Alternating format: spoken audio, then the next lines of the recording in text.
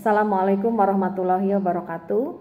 Saya peserta talenta GLN Garlis Jawa Barat tahun 2023. Nama saya EN Rohaini, berasal dari SMK Negeri 14 Garut. Saya pada kesempatan ini ingin menyampaikan satu kisah cerita Islami yang berjudul tentang asal-usul kumandang azan.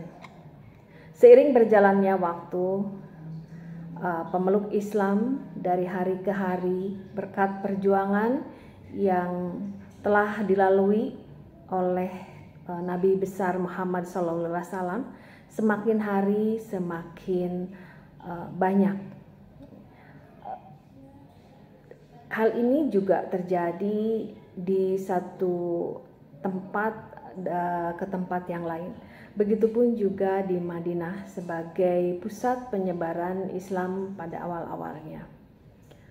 Nah, pemeluk Islam di sana pada awalnya itu menunaikan sholat dengan cara mereka berkumpul di suatu tempat.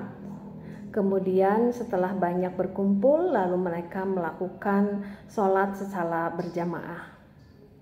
Namun hal ini tentunya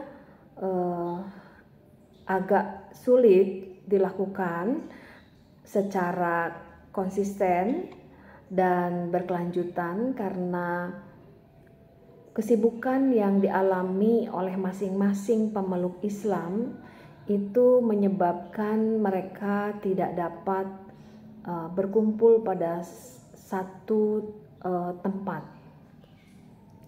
Oleh karena itu diperlukan pemikiran bagaimana cara untuk memanggil orang-orang Islam itu untuk melakukan ibadah sholat. Dari diskusi-diskusi dengan para sahabat itu ada beberapa usulan, diantaranya adalah dengan menyalakan api di tempat yang tinggi sehingga asap yang dikeluarkan oleh api itu bisa dilihat oleh semua orang. Lalu usul itu tidak disetujui. Lalu muncul usul yang lain, yaitu dengan membunyikan lonceng. Dan juga bisa dilakukan dengan meniup tanduk kambing. Namun hal itu juga tidak disetujui karena pemikiran-pemikiran itu tentunya masih mengambil dari cara-cara orang Yahudi. Nah, kemudian ada usul bahwa pemanggilan itu oleh satu orang yaitu yang bernama Abdullah bin Zaid, ya, untuk memanggil orang-orang untuk melakukan ibadah sholat di satu tempat. Namun hal itu juga mendapat kesulitan.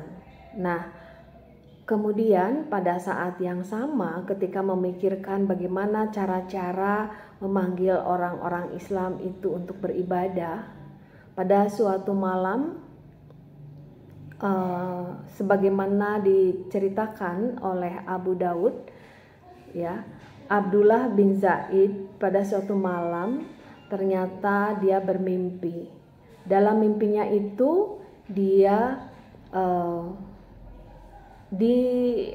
bertemu dengan orang yang akan menjual lonceng. Lalu Abdullah bin Zaid itu bermaksud untuk membelinya. Kemudian orang yang membawa lonceng itu bertanya, untuk apa lonceng ini? Lonceng ini menurut Abdullah bin Zaid akan dilakukan untuk memanggil orang-orang.